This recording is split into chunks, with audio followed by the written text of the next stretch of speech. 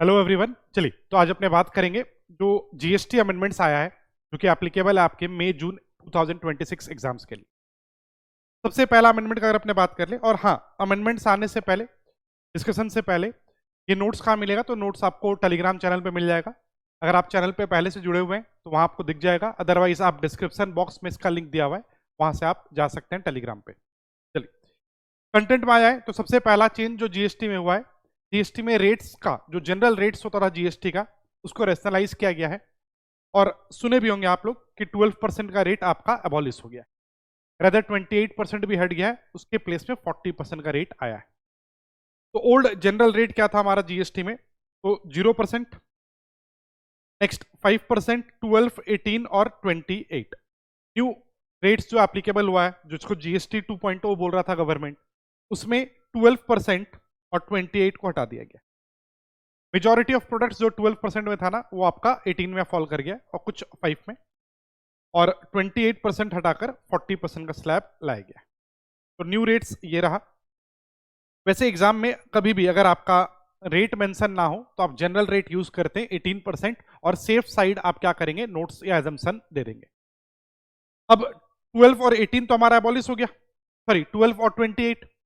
तो जहां भी 12% का रेट था उसको रिप्लेस कर दिया गया एक्ट में 18 से, जो हम लोग के लिए एप्लीकेबल है बेसिकली। उसमें रेट्स आपको याद नहीं रखना होता, बट कहीं कभार आपको जब आप आरसीएम पढ़ते हैं वहां पर आरसीएम एफसीएम का जब बात होता है कुछ सर्विसेज पे, तो आप रेट याद रखे थे। वहां पर जहां 12 था उसको 18 से रिप्लेस किए। जैसे जीटीए सर्विस में आप जानते हैं दो ऑप्शन था, एक फॉरवर्ड चार्ज और एक आरसीएम। आरसीएम में 5% का रेट हुआ करता था, वो अभी भी है, कोई चेंजेस नहीं है। एफसीएम में, जीटीए में, एफसीएम के अंदर फॉरवर्ड चार्ज में दो ऑप्शन था, एक आगे आप प्रॉपर टैक्स दें और प्रॉपर आईटीसी लें, और दूसरा आगे रिड्यूस टैक्स दे और आईटीसी भूल जाए। रिड्यूस टैक्स था 5% विथ नो आईटीसी बेनिफिट, और प्रॉपर टैक्स पहले था 12, अब 12 रहा ही नहीं, उसको रिप्लेस कर दिया गया है विथ 18%। तो हेडिंग देखिएगा, सेक्शन 9(3) में आप आरसीएम पढ़ते हैं और आरसीएम के थ्रू ही इसका बात होता है। तो हेडिंग में लिखा हुआ है GST rate on GTA number 1, और दूसरा सेम इसी टाइप का बात जैसा जीटीए में आप पढ़ते हैं वैसे ही रेंटिंग ऑन मोटर व्हीकल पे है। रेंटिंग ऑफ मोटर व्हीकल, कौन सा motor vehicle? Design to carry passenger, जिसमें कॉस्ट ऑफ फ्यूल वगैरह सब जुड़ा होता है, कॉस्ट कंसिडरेशन। आइएगा हेडिंग पढ़िए। सेक्शन 9(3) बोल रहा है ऑफ सीजीएसटी एक्ट का बात हो रहा है ये सब। GST rate on GTA and renting of any motor vehicle designed to carry passengers where cost of fuel is included in the consideration charged from the recipient या सर्विस रेसिपिएंट। तो GTA पे पहले अंडर एफसीएम दो option था, अभी भी दो है। पहला 5% जीएसटी विदाउट आईटीसी बेनिफिट, दूसरा था पहले 12% GST with ITC benefit. This 12% has now been replaced with 18%। Correct? Same goes with renting of motor vehicle. यहां भी एफसीएम में आपका वैसे ही चलता था, पहले था कि आप प्रॉपर टैक्स दे 12% तो प्रॉपर आईटीसी मिलेगा, रिड्यूस टैक्स दे 5% तो लिमिटेड आईटीसी मिलेगा। जीटीए में नो आईटीसी था, यहां लिमिटेड आईटीसी था, सेम लाइन ऑफ बिजनेस वाला। ठीक है, यहां भी 12 के बदले क्या हो गया? 18%। क्लियर है? तो renting of motor vehicle under FCM option 1 5% GST with limited ITC benefit, एक ही चीज का मिलता था, सेम बिजनेस का। अगर आप रेंटिंग पे गाड़ी लेकर रेंटिंग पे देते हैं तो उस इनपुट सर्विस का आपको आईटीसी मिलता था लिमिटेड में। और ऑप्शन 2 18% जीएसटी, न्यू रेट 18 हो गया with full ITC benefit. Next इसके बाद सेक्शन 9(5) ऑफ सीजीएसटी एक्ट में अमेंडमेंट है। जब हम 9(5) बोलना चाहते हैं तो पैरेलली 5(5) ऑफ आईजीएसटी एक्ट भी हो गया। ठीक है, section 9 of CGST is parallel to section 5 of IGST. 9(5) में आप पढ़ते हैं कि ना सर्विस प्रोवाइडर ना सर्विस रेसिपिएंट, एक थर्ड पार्टी जीएसटी देता है। थर्ड पार्टी कौन? E commerce operator. उस 9(5) में एक न्यू सर्विस को ऐड किया गया है। क्लियर है? कौन सा न्यू सर्विस ऐड हुआ है सेक्शन 9(5) में? आइए देखते हैं। तो 9(5) tax payable by e commerce operator on notified services. New service added, पढ़ते हैं कौन सा सर्विस है? तो services by way of local delivery. वहीं रुक जाइएगा। ऑब्वियसली ये बात हो रहा है कब? अगर आप ई कॉमर्स ऑपरेटर के थ्रू करते हैं तो तो बोल रहा है लोकल डिलीवरी सर्विस को अपने क्या किए 9(5) में कवर कर दिए। अगर ई कॉमर्स ऑपरेटर के थ्रू है तो उस पर सप्लायर नहीं देगा, रेसिपिएंट नहीं देगा, कौन देगा? E commerce operator. चलिए समझते हैं इसको। आगे कुछ लाइन लिखा भी हुआ है, स्किप। मान के चलो आपको ना कोई प्रोडक्ट भेजना है, ठीक है, अपने फ्रेंड के यहाँ, रिलेटिव के यहाँ, या फिर अपने दूसरे प्लेस पे। आप क्या करते हैं? आप पोर्टर ऐप में जाते हैं, या कोई भी ऐप, हम एग्जांपल ले रहे हैं पोर्टर का। आप पोर्टर ऐप में आते हैं, ऐप में सिलेक्ट करते हैं और व्हीकल, और फिर ऐप वाला आपको कनेक्ट कर देता है किसी ड्राइवर से। ड्राइवर वाला आपके पास आता है, आपसे सामान कलेक्ट करता है और फिर जाकर डिलीवर कर देता है। क्लियर है? क्वेश्चन ये है कि इस केस में सप्लायर कौन है, रेसिपिएंट कौन है? पहले ये समझते हैं। हम किस सर्विस का बात कर रहे हैं? डिलीवरी सर्विस का।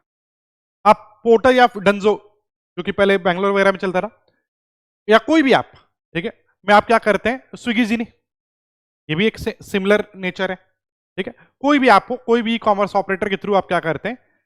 बुकिंग करते हैं। एक पर्सन आता है डिलीवरी के लिए, वो आपसे सामान कलेक्ट करके कहीं जहां पर आप बोलते हैं वहां डिलीवर कर देता है। क्वेश्चन है कि डिलीवरी सर्विस कौन दे रहा है, किसको? इस केस में ये जो डिलीवरी गाई है, ये जो पर्सन है, जिसको आप डिलीवरी गिग्स बोलते हैं, कि गिग्स वर्कर बोला जाता है मार्केट में, ये लोग जो है, ये लोग पोर्टर के या ई कॉमर्स ऑपरेटर जो भी है रेस्पेक्टिव, उसके इंप्लॉय नहीं होते, ठीक है। अगर इंप्लॉय होते हैं तब तो इंप्लॉयर इंप्लॉय का यहां रिश्ता आ जाता, तो ये तो नेगेटिव लिस्ट में चला जाता और सप्लायर बन जाता पोर्टर। बट ऐसा नहीं है। ये लोग क्या करते हैं? ये लोग किसी थर्ड पार्टी को, ठीक है, ये लोग अपना प्लेटफॉर्म के थ्रू, ई कॉमर्स ऑपरेटर होता कौन है पहले ये समझ लो। तो आप डेफिनेशन पढ़ें, ऐसा आदमी जिसके पास ई कॉमर्स प्लेटफॉर्म है, जो ओन मैनेज करता है ई कॉमर्स प्लेटफॉर्म, वो ई कॉमर्स ऑपरेटर है। तो इस केस में पोर्टर वाला एक थर्ड पार्टी किसी पर्सन से, डिलीवरी पर्सन से कांटेक्ट करता है, कनेक्ट करता है, और वो आपको डिलीवर कर रहा है। तो ये जो पर्सन है, ये बन गया सप्लायर। तो डिलीवरी सर्विस कौन दे रहा है? ये आप है रेसिपिएंट, क्योंकि आपको सर्विस दिया जा रहा है। फिर पोर्टर कौन है? पोर्टर है ई कॉमर्स ऑपरेटर। क्लियर है? तो इस केस में अमेंडमेंट क्या आया है? अमेंडमेंट यही है। पहले क्या होता था? पहले 9(5) में कौन कौन सा सर्विसेज आप पढ़े? तो 9(5) में आप पढ़े हैं ओला उबर का, ट्रांसपोर्ट ऑफ पैसेंजर, ठीक है, 2 पॉइंट था उधर था उससे लिंक्ड। नेक्स्ट उसके बाद आप पढ़े हैं रेस्टोरेंट सर्विस का, उसके बाद हाउस कीपिंग सर्विस का, अर्बन कंपनी, स्विगी जोमेटो पढ़े हैं आप। नेक्स्ट उसके अलावा आप होटल एकोमोडेशन सर्विस पढ़े हैं, ठीक है, मेक माई ट्रिप, ओयो, ये सब। उसमें एक न्यू एडिशन है ये। अब इस केस में बोला गया है कि सप्लायर टैक्स नहीं देगा, रेसिपिएंट टैक्स नहीं देगा, कौन टैक्स देगा? E commerce operator. तो ये 9(5) में लाइबल टू पे जीएसटी है, ठीक है। इसको सेक्शन 9(5) में कवर किया गया है। बट वेट, यहां सप्लायर को क्यों नहीं पकड़ा जा रहा है? क्योंकि इजी एडमिनिस्ट्रेटिव इश्यूज। आप 9(5) या 9(3) जब भी पढ़ते हैं, 9(3)(4)(5), 9(3)(4) आरसीएम, 9(5) ई कॉमर्स ऑपरेटर, प्राइमरली ये एडमिनिस्ट्रेटिव इश्यूज के लिए, दूसरा रेवेन्यू मोटिव के लिए। अब यहां पर गवर्नमेंट बोल रहा है कि हम सप्लायर से टैक्स ना लेकर किससे ले लेंगे? ई कॉमर्स ऑपरेटर से ले लेंगे। बट व्हाट इफ ये सप्लायर खुद रजिस्टर्ड हो, खुद गवर्नमेंट कंट्रोल में हो? तो जैसा प्रोविजन आप पढ़ते थे मेक माई ट्रिप, अर्बन कंपनी, इनके लिए सेम प्रोविजन यहां लाया गया। तो यहां बोला जा रहा है कि अगर ये जो सप्लायर है, ये सप्लायर अपने को देखना है कि ये सप्लायर लाइबल फॉर रजिस्टर्ड है या नहीं। सेक्शन 22(1) में अगर ये लाइबल फॉर रजिस्ट्रेशन है अंडर सेक्शन 22(1), मतलब ये आदमी जो डायरेक्ट सर्विस देता है अपने सर्विस पे, ठीक है, मान के चलो ये ऐप के थ्रू नहीं, इंडिपेंडेंट सर्विस भी दे रहा है, तो ये ओन सर्विस पे टैक्स देने का आदत है इसको, ऑलरेडी ये लाइबल फॉर रजिस्ट्रेशन है। तो इस केस में 9(5) आपको लाने का जरूरत नहीं है।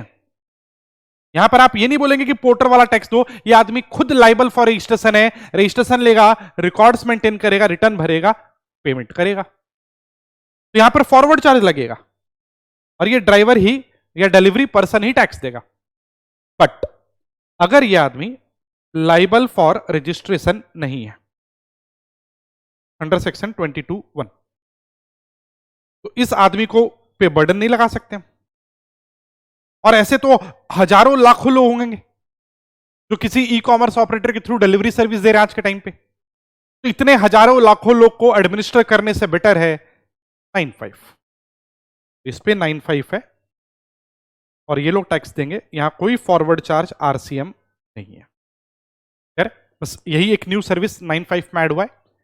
ठीक है, याद रखने के लिए इसका पैटर्न कैसा है, जैसा hotel accommodation house keeping service का है ना, वैसा ही पढ़िएगा क्या बोल रहा है। सेक्शन 9(5) में कौन सा न्यू सर्विस ऐड हुआ है, services by way of local delivery. Except बोल रहा है, ऐसे तो लोकल डिलीवरी सर्विस पे कौन देगा, e commerce operator, but exception where the person supplying such services, मतलब delivery person through e commerce operator is liable for registration under 22(1) of the CGST act. Clear है। अब इसी से रिलेटेड कुछ और भी अमेंडमेंट आया एक एग्जाम्पशन चैप्टर में। एग्जाम्पशन चैप्टर आप सेक्शन 11 के थ्रू पढ़ते हैं, ऑफ सीजीएसटी एक्ट हम बात कर रहे हैं, और उसके लिए नोटिफिकेशन आप पढ़ते हैं 12/2017 सेंट्रल टैक्स। ठीक है, उसमें एक एंट्री 18 होता है जो कि गुड्स ट्रांसपोर्टेशन सर्विस का बात करता है। यह है एंट्री 18, कोई अमेंडमेंट नहीं है, एक एक्सप्लेनेशन डाला गया उसका हम बात करें, यह अमेंडमेंट है। एंट्री 18 क्या होता है, तो एंट्री 18 बोलता है कि गुड्स ट्रांसपोर्टेशन सर्विस एग्जम्प्ट है दो केस में, अगर आप रोड से कर रहे हैं या इनलैंड वाटरवेज। ठीक है, रोड और इनलैंड वाटरवेज एग्जम्प्ट है, बट रोड में दो केस में टैक्सेबल होता है, जीटीए और कुरियर। क्लियर है। आइए एक बार पहले पढ़ते हैं, ये तो पुराना ही प्रोविजन है। बोल रहे सर्विसेज बाय वे ऑफ, कौन सा सर्विस एग्जम्प्ट है, services by way of transportation of goods by road. बोल रहे अगर आप बाय रोड गुड्स ट्रांसपोर्ट करते हैं तो एग्जम्प्ट है, except the services of GTA, आप जानते हैं जीटीए में ऑप्शनल आरसीएम है, और दूसरा courier, and number 2 bye way of inland waterways. Clear है। तो आप क्या बोलते हैं कि रोड से गुड्स ट्रांसपोर्ट करें तो नॉर्मली एग्जम्प्ट है, दो ही केस में टैक्सेबल है। बट अगर हम यहां आ जाएं, बोलिएगा ये गुड्स ट्रांसपोर्ट हो रहा है, आप डिलीवरी पर्सन को बुलाते हैं, कोई सामान देते हैं, वो डिलीवर कर रहा है, ये ट्रांसपोर्टेशन ऑफ गुड्स है। बोलिएगा यहां जीटीए है क्या, नहीं, कुरियर है क्या, नहीं, तब तो ये एंट्री 18 में एग्जम्प्ट हो जाएगा। बट अगर एग्जम्प्ट ही करना होता तो आप सेक्शन 9(5) में तो ऐड नहीं करते ना, तो इसीलिए यहां भी अमेंडमेंट लाया गया। एक्सप्लेनेशन क्या बोल रहा है, nothing content in this entry shall apply to 1 and 2। बोल रहे ये दो केस में ये एंट्री एप्लीकेबल नहीं होगा, मतलब इन दोनों केस में एग्जम्पशन आपको नहीं है, एग्जम्पशन नहीं है मतलब ये दोनों केस क्या है, टैक्सेबल, इनफैक्ट टैक्सेबल अंडर 9(5) है। ठीक है, अभी जो हम लोग बात करके आए, पढ़िए कौन सा दो केस में एग्जम्पशन नहीं है, local delivery service provided by an e commerce operator. मान के चलो यहां पर ये जो पर्सन है डिलीवरी पर्सन, ये पोर्टर का अपना आदमी है, मान लो कोई थर्ड पार्टी नहीं है, तब तो आप बोलेंगे यही सर्विस दे रहा है, उस पर तो ये ऐसे भी फॉरवर्ड चार्ज में टैक्स देगा। तो बोल रहा है इस केस में एग्जम्पशन नहीं है, अगर ये आदमी ई कॉमर्स ऑपरेटर खुद ट्रांसपोर्टेशन सर्विस दे तो। और number 2, local delivery services provided through an e commerce operator. बोल रहा है ये खुद आपको सर्विस दे, डिलीवरी सर्विस, तो भी एग्जम्प्ट है, इसके थ्रू दिया जाए तो भी, सॉरी ये खुद दे तो भी टैक्सेबल है, इसके थ्रू दिया जाए तो भी टैक्सेबल। इनफैक्ट अगर वो खुद दे तो ये टैक्सेबल होगा। फर्स्ट केस में अगर हम बात कर ले, अगर वो खुद दे तो ये टैक्सेबल अंडर फॉरवर्ड चार्ज है, और अगर ई कॉमर्स ऑपरेटर के थ्रू दिया जाए तो ये टैक्सेबल अंडर सेक्शन 9(5) है। क्लियर है। तो यहां से हम टैक्सेबल हटा देते हैं, डबल डबल हो रहा है। क्लियर है। तो दो अमेंडमेंट एसोसिएटेड आपस में एक दूसरे से लिंक्ड। क्लियर है। इसके अलावा एग्जम्पशन चैप्टर में कुछ न्यू एंट्रीज ऐड हुआ है। एक तो एग्जिस्टिंग एंट्री जो अभी हम लोग देख कर आए, एंट्री 18, ठीक है, वो अमेंड हुआ है, और कुछ न्यू एंट्रीज इंसर्ट हुआ है। क्या है एंट्री है 36C, 36D, 36E। I hope सुने होंगे आप लोग, मार्केट में काफी न्यूज में भी था ये। ये एग्जाम्पशन है इंश्योरेंस सर्विस पे। पहले आप पढ़ते थे कि गवर्नमेंट ऑथराइज्ड या गवर्नमेंट स्कीम्स वाले इंश्योरेंस सर्विसेज एग्जाम्प्ट था या माइक्रो इंश्योरेंस एग्जाम्प्ट था। अब ऐसा नहीं है, अब ऑल इंश्योरेंस सर्विस को एग्जाम्प्ट कर दिया गया है, चाहे वो लाइफ इंश्योरेंस हो या मेडिकल इंश्योरेंस हो। क्लियर है? आप अपने लिए ले या अपने पूरे फैमिली के लिए ले, तो life insurance as well as medical insurance exempt है, एक्सेप्शन कुछ है, बात करेंगे। आइए, तो एंट्री 36C नया एंट्री आया है, क्या बोल रहा है? कौन सा सर्विस न्यू सर्विस एग्जाम्प्ट है? Services by way of life insurance business. तो services of life insurance business provided by an insurer, मतलब insurance company, to the insured, मतलब पॉलिसी होल्डर अप। कब? Where the insured is not a group. बोल रहा है life insurance service exempt है, but कब exempt नहीं है? अगर ग्रुप इंश्योरेंस हो तो। आप बोलोगे यार ग्रुप इंश्योरेंस, अभी तो आप बोल रहे थे कि फैमिली को दें, आप अपना पॉलिसी ले या फैमिली पॉलिसी ले तो भी एग्जाम्प्ट है। हाँ, अभी भी एग्जाम्प्ट है। यहां पे ग्रुप का मतलब क्या है उस पर हम बात करेंगे। वेट, क्लियर है? तो बोल रहा है इन जनरल अगर आप कोई पॉलिसी ले रहे हैं, लाइफ इंश्योरेंस पॉलिसी ले रहे हैं, एग्जाम्प्ट है। ठीक है, ब्लैक से अंडरलाइन किए, exception. Same goes with health insurance, नीचे आइएगा, services of health insurance business, same line, provided by insurer to the insured, again same, where the insured is not a group. Clear है? चलिए आते हैं इस पे, वेट, और एंट्री 36E में आइए। तो 36C क्या बोला? लाइफ इंश्योरेंस सर्विस एग्जाम्प्ट है। 36D बोला मेडिकल इंश्योरेंस एग्जाम्प्ट है। और 36E पढ़िएगा, क्या बोल रहा है? री insurance of the insurances services specified in 36C और D। बोल रहा है जो सर्विसेज ऊपर आप पढ़ें जो एग्जाम्प्ट है, इसका री इंश्योरेंस भी एग्जाम्प्ट है। तो मान लो हम इंश्योरेंस कंपनी है, हम आपको इंश्योरेंस सर्विस देते हैं, लाइफ इंश्योरेंस 36C में एग्जाम्प्ट। हम जो लाइफ इंश्योरेंस सर्विस दिए उसको हम दूसरे इंश्योरेंस कंपनी से इंश्योर करवा लेते हैं, मतलब हम इंश्योरेंस का इंश्योरेंस करवाएं, इसको आप री इंश्योरेंस बोलते हैं, ये भी एग्जाम्प्ट है। क्लियर? अब दोनों जगह ऊपर में एक्सप्लेनेशन है, दोनों में सेम एक्सप्लेनेशन है, पढ़िएगा। ऊपर 36C क्या बोल रहा है? एक्सप्लेनेशन ऊपर तो प्राइमरली लाइन क्या बोला? लाइफ इंश्योरेंस सर्विस एग्जाम्प्ट है एक्सेप्ट ग्रुप इंश्योरेंस। आगे बोल रहा है explanation, for the removal of doubts it is hereby clarified that number 1, this exemption shall apply to a contract of insurance where the insured is an individual or an individual and family of the said individual। बोल रहे हम लोग clarify कर रहे हैं कि exemption मिलेगा चाहे इंश्योर्ड आदमी जो पॉलिसी होल्डर है वो इंडिविजुअल हो या इंडिविजुअल एंड फैमिली हो। जब आप पॉलिसी लेने आते हैं या मेडिक्लेम पॉलिसी, लाइफ पॉलिसी मान लो, तो उसमें इंडिविजुअल पॉलिसी भी होता है और फैमिली पॉलिसी भी होता है। तो बोल रहे इंडिविजुअल हो या फैमिली हो, दोनों ही एग्जाम्प्ट है। अभी हम ग्रुप पॉलिसी वर्ड पे आ रहे हैं, और पॉइंट बी पढ़िए, for the purpose of a above family shall include. बोल रहा था ना यहां पर इंडिविजुअल पॉलिसी हो या फैमिली पॉलिसी हो एग्जाम्प्ट है, तो बोल रहा for the purpose of a above family shall include, बोल रहा फैमिली में कौन लोग आएंगे?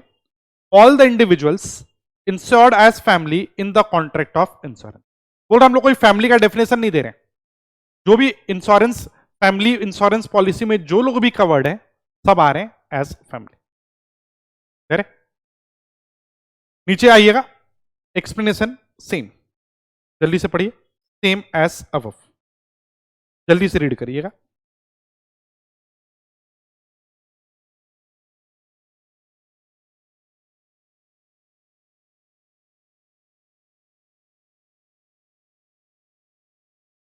तो ये बोलना क्या चाह रहा है हमारे को अभी तक?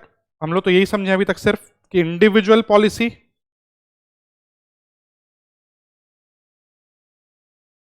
पॉलिसी एग्जम्प्ट, फैमिली पॉलिसी भी लें तो भी एग्जम्प्ट है।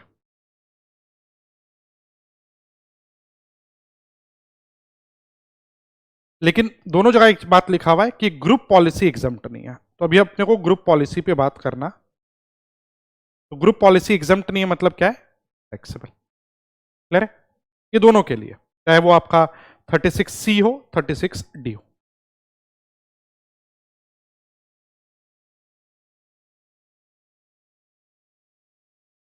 क्लियर है?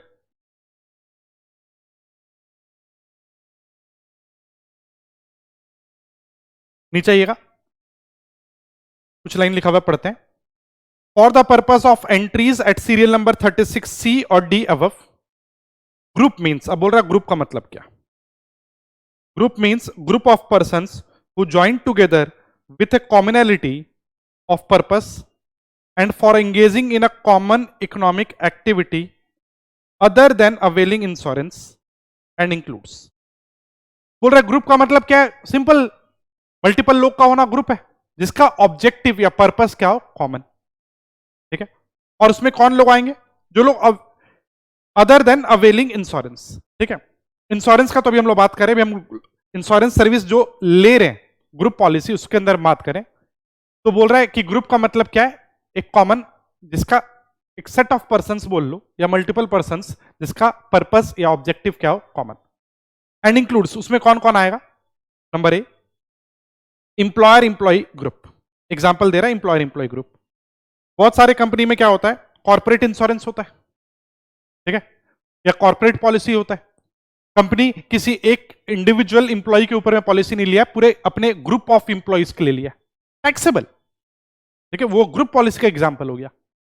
एग्जांपल दे रहा आपको employer employee group, where employer employee relationship exist between the master, that is group policy holder, and member of the group in accordance with applicable laws. But group policy में सिर्फ employer employee group नहीं आएगा। Number 2 पढ़िए, non employer employee group भी आएगा। मान के चलो कोई हाउसिंग सोसाइटी है, उसमें एक सीनियर सिटीजन्स का ग्रुप है, वो लोग as a group, as a मतलब इंडिविजुअली ना लेकर एज अ ग्रुप वो लोग पॉलिसी लेते हैं। बैंकर्स, बहुत सारे बैंकिंग लोग, बैंक में लोग काम कर रहे हैं तो वो लोग बैंकर्स ग्रुप बना लिए। ठीक है? तो ऐसा नहीं कि इंप्लॉयर इंप्लॉय ग्रुप को ही हम ग्रुप बोल रहे हैं, कोई भी ग्रुप, चाहे वो इंप्लॉयर इंप्लॉय वाला हो या फिर number B, non employer employee group, where a clearly evident relationship exists between master, that is group policy holder, and member of the group for services or activities other than insurance। Clear है? तो मान के चलो एक textile association है, अब textile association अपने members के लिए पॉलिसी ले रहा है, ये क्या है? नॉन इंप्लॉयर इंप्लॉय ग्रुप है। In any case group policy क्या है? टैक्सेबल, क्या वो इंप्लॉयर इंप्लॉय हो, non employer employee. But family को हम लोग ग्रुप पॉलिसी में काउंट नहीं कर रहे हैं। आप इंडिविजुअल पॉलिसी लें, फैमिली पॉलिसी लें, लाइफ इंश्योरेंस लें, मेडिकल इंश्योरेंस लें, या उसका री इंश्योरेंस करवाएं, एग्जम्प्ट। क्लियर है? टाइम ऑफ सप्लाई में सेक्शन 12(4) 13(4) डिलीट हो गया, ऑलरेडी हम लोग लास्ट टाइम भी बात कर चुके हैं। 12(4) 13(4) time of supply of vouchers का बात करता है, ये डिलीट हो गया। क्यों डिलीट हो गया ये आपको ध्यान होगा। इनफैक्ट अपने 2017 से, जब से जीएसटी आया हुआ है, तब से हर बैच में ये बात बोल रहे हैं कि 12(4) 13(4) अनकॉन्स्टिट्यूशनल या इलॉजिकल था। रीजन क्या है? कि वाउचर्स इन जनरल अगर हम बात कर लेना, तो वाउचर्स इन जनरल क्या होता है? एक्शनेबल क्लेम, और एक्शनेबल क्लेम है तो जीएसटी किस बात का? स्पेसिफाइड एक्शनेबल क्लेम में फॉल नहीं कर रहा है, तो इसलिए प्रोविजन को डिलीट कर दिया गया। क्लियर है? नेक्स्ट वैल्यूएशन चैप्टर में आए, तो वैल्यूएशन चैप्टर में कुछ क्लैरिफिकेशन दिया गया है डिस्काउंट को लेकर। क्लैरिफिकेशन पढ़ने से पहले एक बार डिस्काउंट का प्रोविजन रिवाइज कर लेते हैं।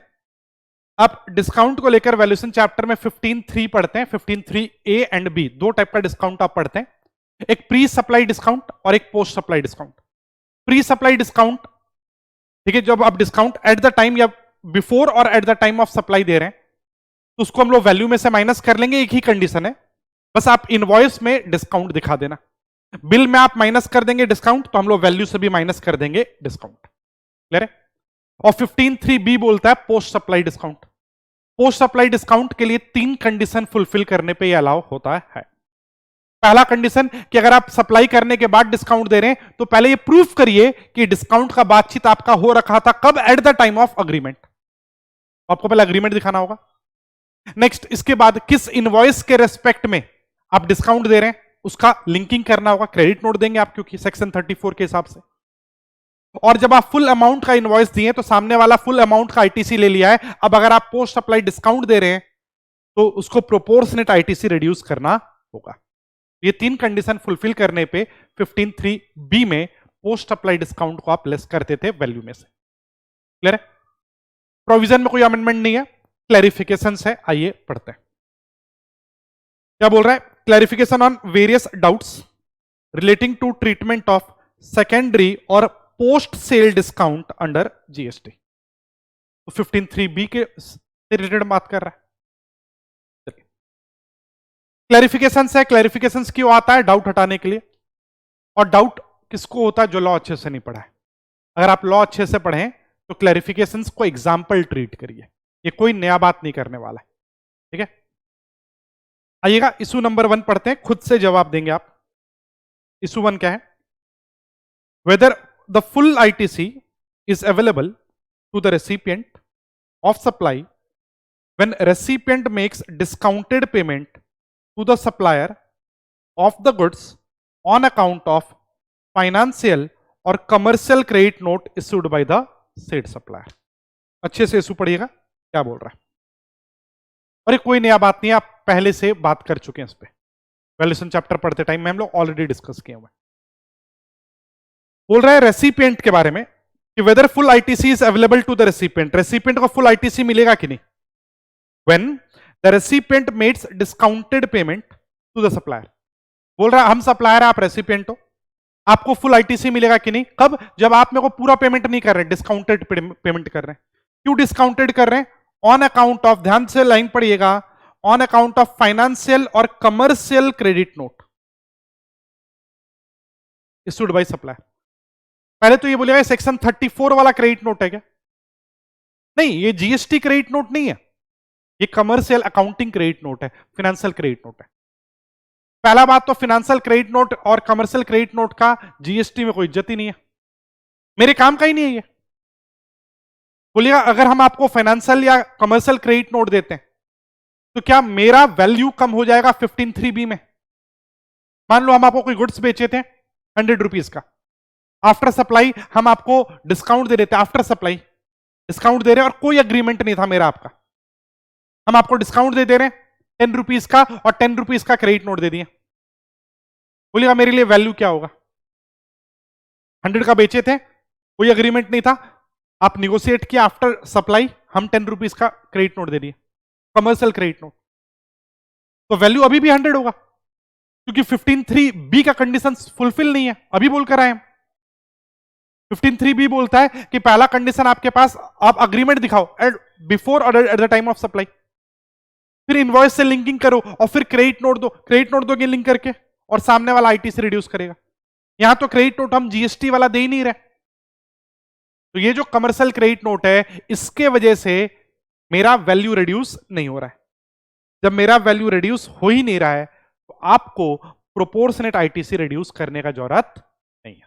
हम फुल वैल्यू पे टैक्स दे रहे हैं तो आपको फुल आईटीसी मिलेगा, कोई रिडक्शन का प्रोविजन नहीं है। पढ़िए, बोल रहा है clarification, if supplier of the goods issues financial और commercial credit note he will not be eligible to reduce his original tax liability. क्यों? क्योंकि हम 15(3)(b का क्राइटेरिया फुलफिल नहीं कर रहे। क्लियर है? As the transaction value is not allowed to be reduced on account of issuance of financial or commercial credit note, तो मेरा वैल्यू रिड्यूस नहीं हो रहा, हम फुल वैल्यू पे टैक्स दे रहे हैं। Accordingly, the recipient will not be required to reverse the ITC attributed to the discount provided on the basis of financial or commercial credit note issued by supplier, as there is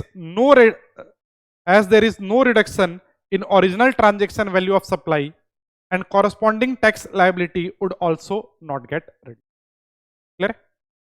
हाँ, अगर हम GST वाला credit note देते तो 15(3)(b satisfy होता, मेरा value reduce होता तो आपको भी प्रोपोर्शनेट रिड्यूस करना पड़ता। क्लियर? सेकेंड इशू क्या है, पढ़ते हैं।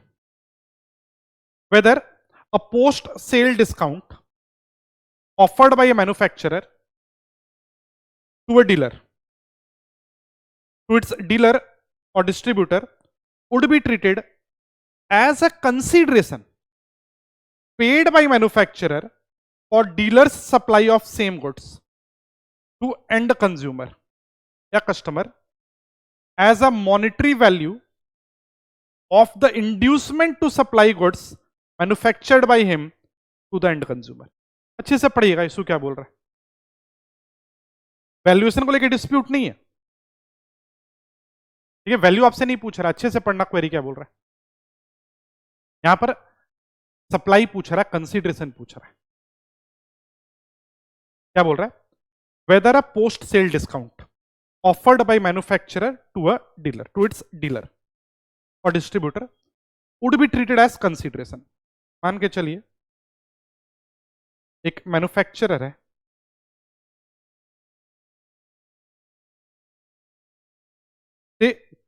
शर्ट मैन्युफैक्चर करता है और वो डीलर को बेचा। डीलर डिस्ट्रीब्यूटर जो बोलना है बोल दीजिए।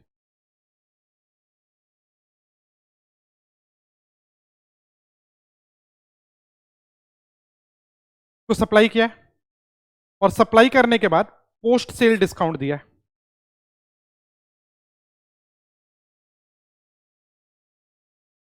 तो बोल रहा है ये जो डिस्काउंट दिया है क्या इसको कंसीडरेशन बोलेंगे? Would be treated as consideration paid by manufacturer for the dealer supply of same goods to end consumer.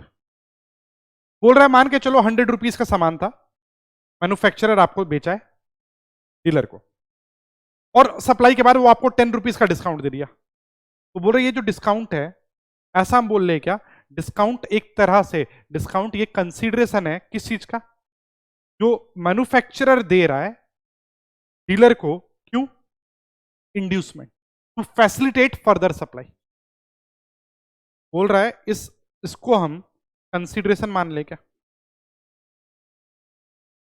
जो मैन्युफैक्चरर पे कर रहा है डीलर को। मतलब अगर इस लाइन के हिसाब से चले तो ये बोलना चाह रहा है कि ये कंसीडरेशन इधर दे रहा है, और अगर मैन्युफैक्चरर कंसीडरेशन दे रहा है, अगर दे रहा है हम बोल रहे हैं, हाँ, तो ये रेसिपिएंट बन जाएगा। फिर रेसिपिएंट कौन होता है? पर्सन लाइबल टू पे, और ये सप्लायर बन जाएगा। और कंसीडरेशन क्यों बोल रहा है? क्योंकि क्या ये इंड्यूसमेंट है कि मैन्युफैक्चरर आपको इंड्यूसमेंट दे रहा है ताकि आप फर्दर एंड कंज्यूमर को बेचें।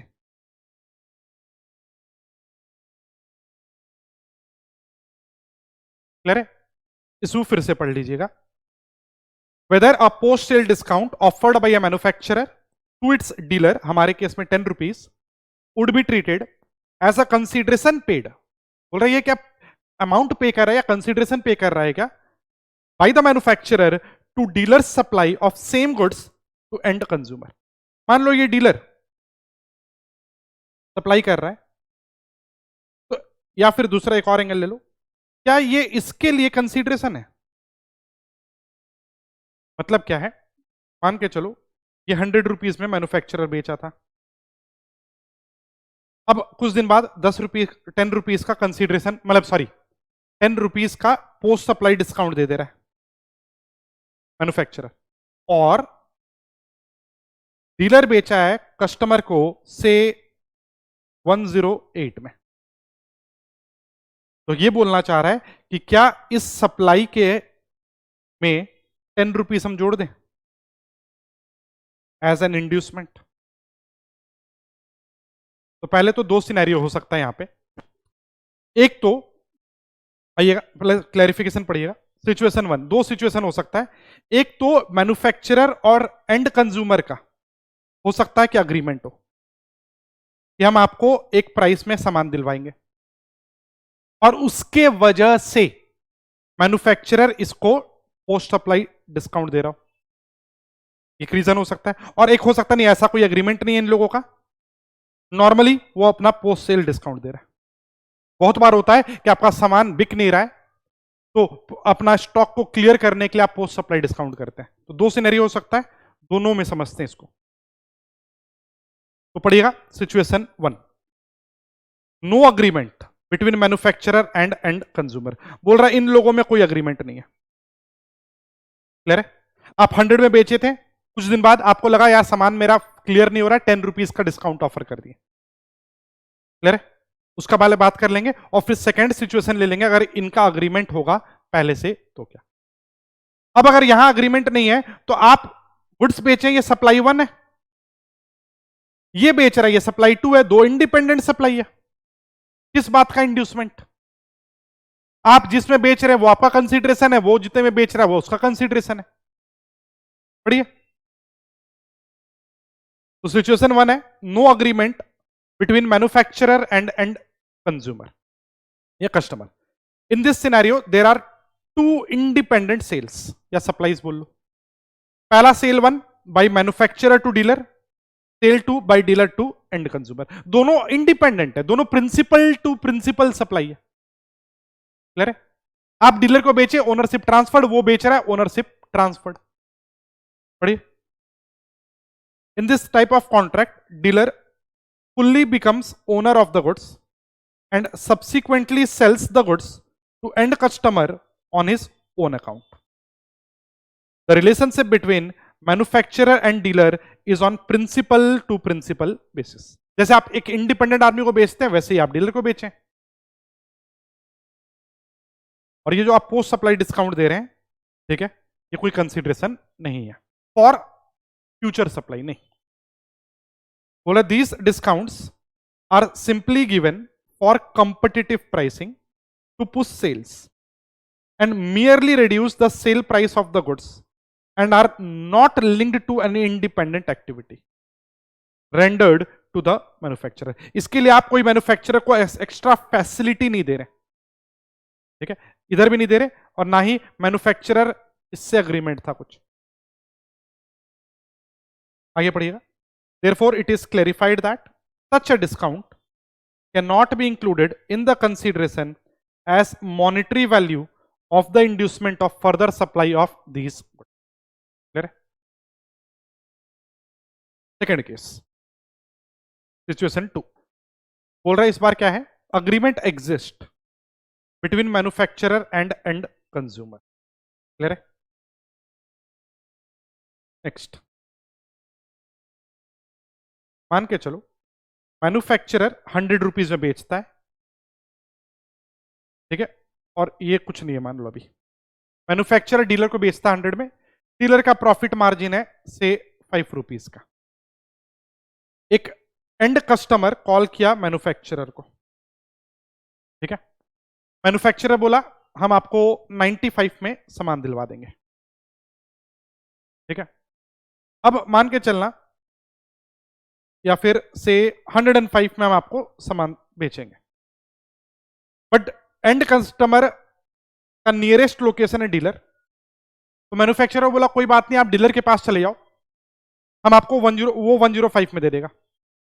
अब डीलर बोल रहा है कि हम 105 में या फिर वेट 95 हम अमाउंट रखे थे ना, 95 ही रखते थे। अब एंड कंज्यूमर जा रहा है डीलर के पास, बोला मैन्युफैक्चरर से बात कर लो, वो बोल रहा है 95 में सामान देने। डीलर आपसे बात किया, बोला 95 में दे दो, डीलर बोला 95 में कैसे दे दें, 100 में तो आप मेरे को दे रहे हो, मेरा प्रॉफिट मार्जिन 5 का है, तो इस केस में हम 95 में तो दे ही नहीं पाएंगे। आप बीइंग अ मैन्युफैक्चरर आप डीलर को बोले एक काम करो 95 में आप दे दो और हम 10 रुपीज का पोस्ट सेल डिस्काउंट दे देंगे। तो आपको 95 कस्टमर से मिल गया, 10 रुपीज मेरे से मिल गया, 105 ही चाहिए था आपको, हो गया एक तरह से 105। समझ आ रहा है? तो ये दूसरा केस है जिसमें मैन्युफैक्चरर और एंड कंज्यूमर का प्रायर अग्रीमेंट था और मैन्युफैक्चरर डीलर को 10 रुपीज का पोस्ट सेल डिस्काउंट दे रहा है। क्यों? क्योंकि उसका कमिटमेंट है एंड कंज्यूमर को। तो ये जो 10 रुपीज है ये इंड्यूसमेंट है, ये आप कंसीडरेशन है, ठीक है। आप ये नहीं बोलेंगे कि 95 में बेचा, 95 चार्ज किया, प्राइस 95 है, बट वैल्यू 105 ही होगा। पढ़िए, बोल रहा है इन दिस केस मैन्युफैक्चरर में इशू कमर्शियल और financial credit note to the dealer, enabling such dealer to provide the goods at the agreed discounted rate to the end consumer. Therefore, it is clarified that such a post-sale discount given by manufacturer to the dealer for supplying goods to end customer at a discounted rate should be included in the overall consideration as an inducement. Inducement क्या होता है? हम आपके लिए कुछ कर रहे हैं ये सोचकर कि आप भी मेरे लिए करेंगे, तो हम आपको पोस्ट सप्लाई डिस्काउंट इसलिए दे रहे हैं ताकि आप मेरे लिए एंड कंज्यूमर को पास ऑन करेंगे। तो बोल रहा है should be included in the overall consideration as it is an inducement towards supply of goods by dealer to end customer. ठीक है, फर्दर सप्लाई, सेकेंड सप्लाई का इंड्यूसमेंट। क्लियर है? इशू 3, थर्ड केस में आ रहे, whether a post-sale discount extended by manufacturer to dealer can be treated as a consideration in lieu of activities performed to promote sale of goods। ध्यान सुनिएगा, plane case है, या कोई and consumer नहीं है, हम आपको 100 रुपीज में सामान बेचें, हम आपको पोस्ट सेल डिस्काउंट दे दिए 10 रुपीज का। क्वेरी पूछ रहा है कि ये 10 रुपीज कंसिडरेशन है क्या? किस चीज का? आप मेरे लिए प्रोमोट कर रहे हैं गुड्स, हम मैन्युफैक्चरर है, हम आपको 10 रुपीज का कंसीडरेशन दे रहे हैं क्या? और प्रमोशन सर्विस, आप में वो प्रमोशन सर्विस दे रहे हैं क्या? तो नॉर्मली इसको आप कंसीडरेशन नहीं बोलेंगे। बहुत बार होता है गुड्स नहीं बिक रहा है, गुड्स नहीं बिकने पे आप डिस्काउंट ऑफर करते हैं, तो ये कोई कंसीडरेशन नहीं है। बट हाँ, अगर सामने वाला आदमी बोल रहा है कि आप 10 रुपीज डिस्काउंट तो हम आपका अलग से बैनर लगा देंगे अपने यहां, आप जो भी कस्टमर आएगा आपका पैम्पलेट दे देंगे, आपके प्रोडक्ट के बारे में अलग से हम प्रमोट करेंगे, तब आप सर्विस बोलेंगे। नॉर्मली सर्विस नहीं है। आप मेरे से क्लास लेते हैं, क्लास लेने के बाद बुक लेकर मेट्रो में जाते हैं, पब्लिक प्लेसेस में जाते हैं लोग, आप जब बुक लेकर जाते हो हाथ में वहां लिखा हुआ है वृंदावनगिरी क्लासेस, तो आप क्या बोलोगे? आप मेरे को एडवर्टीजमेंट सर्विस दे रहे हैं? नहीं। बट अगर आप बोलते हैं मेरे से पैसा लेकर, आप बोलोगे कि नहीं हम आपका एड्स रन करेंगे, हम आपका प्रमोशंस करेंगे, वो सर्विस है। क्लियर है? पढ़िएगा, इशू फिर से पढ़ रहे हैं, whether post sale discount extended by manufacturers to dealer can be treated as a consideration in lieu of activities performed to promote sale of goods। पढ़िएगा क्लैरिफिकेशन। when wait क्या बोल रहा है? when dealers receive such post sale discount, when dealers receive such post sale discount they may engage in promotion activities। बोल रहा है कि अब पोस्ट सेल डिस्काउंट मिलने पे माइट भी वो लोग प्रमोशंस करने लगे to boost the sales. However these activities, और ऐसा नहीं कि डीलर्स प्रमोट, मान लो आप डिस्काउंट ऑफर किए और वो आपका सामान को प्रमोट कर रहा है, तो ऐसा नहीं है कि वो एक्स्ट्रा एक्टिविटी कर रहा है अपने लिए, आपके लिए, वो अपना ही सामान बेच रहा है, वो अपना ही अर्निंग कर रहा है, अपना ही सेल्स बढ़ा रहा है। पढ़िएगा फिर से, when dealer receives such post sale discount they may engage in promotional activities to boost sales। however these activities ultimately enhances the sale of goods that the dealer themselves own and thereby increasing their own revenue। Clear है? आपको भूख लगा हुआ था, आप अपने लिए Maggi बना के खा लेते हैं, आप क्या बोलेंगे? अपने आप को हम सर्विस दे रहे हैं? नहीं। Same next, in this context the discount merely reduces the sale price of goods and is not linked to any independent service rendered to manufacturer। therefore it is clarified that post sale discounts offered by manufacturers to dealer in such cases shall not be treated as a consideration for separate transaction of supply of service। ठीक है, ऐसा नहीं है कि आप मेरे को कोई अलग से इंडिपेंडेंट सर्विस दे रहे हैं, हाँ, अगर मेरा आपका अलग कॉन्ट्रैक्ट होता, आप बोलते कि आप मेरे को पोस्ट सेल डिस्काउंट दो, हम आपका अलग से प्रमोशनल एक्टिविटीज रन करेंगे, तब वो इंडिपेंडेंट सर्विस है। पढ़िएगा, however GST would be leviable in cases where,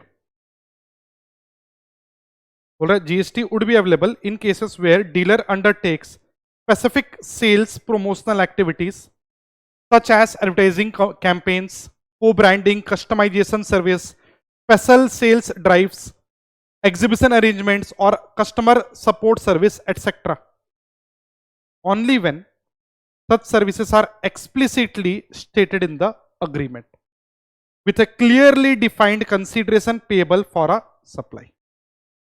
In such cases, the dealer provides a independent or distinct service to the supplier. Accordingly, GST would be chargeable. Clear है?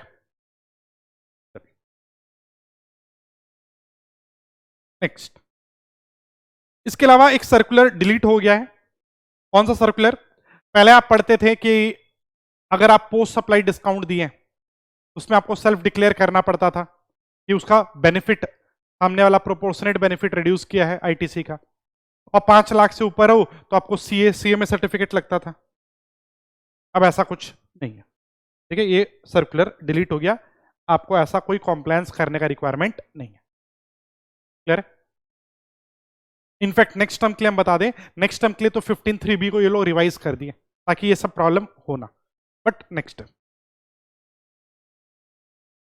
इसके अलावा rule 31A में lottery batting gambling का जब आप value निकालते थे तो वैल्यू होता था हायर ऑफ 2 नोटिफाइड प्राइस, और जो भी आपका फेस वैल्यू है डिवाइडेड बाई 128%, क्योंकि उस टाइम में जीएसटी का रेट 28 था, अब 28 रहा नहीं, उसको रिप्लेस कर दिया गया विथ 40। तो फेस वैल्यू डिवाइडेड बाई 140% या 100/140 ऑफ फेस वैल्यू जो बोल लीजिए। क्लियर है?